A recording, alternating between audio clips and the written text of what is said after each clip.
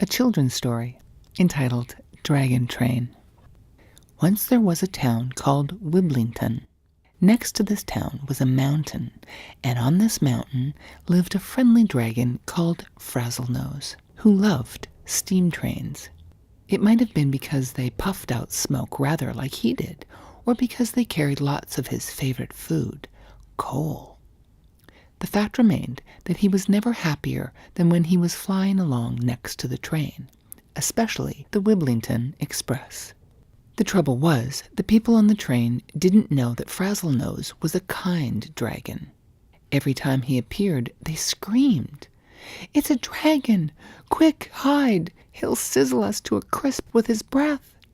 So Frazzlenose had to be content with following the train from high up in the sky, out of sight from the nervous passengers.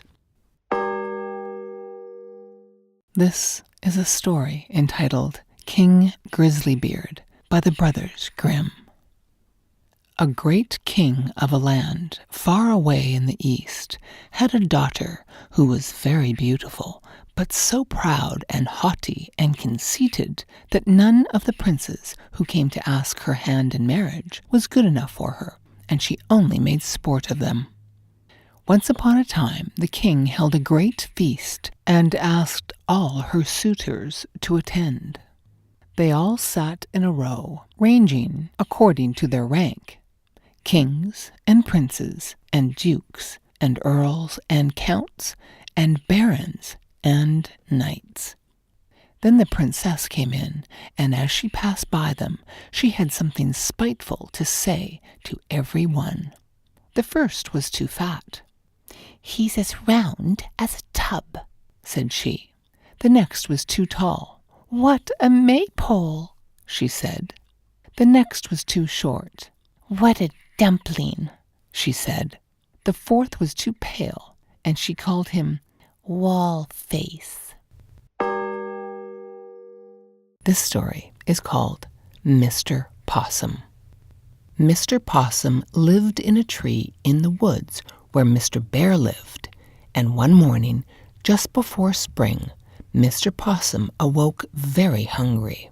He ran around to Mr. Squirrel's house and tried to get an invitation to breakfast, but Mr. Squirrel had only enough for himself. He knew that Mr. Possum always lived on his neighbors when he could, so he said, "Of course, you have been to breakfast long ago, Mr. Possum. You are such a smart fellow, so I will not offer you any." Mr. Possum, of course, said he had, and that he had only dropped in to make a call. He was on his way to Mr. Rabbit's house. But he met with no better success at Mr. Rabbit's, for he only put his nose out of the door, and when he saw who was there, said, "I am busy.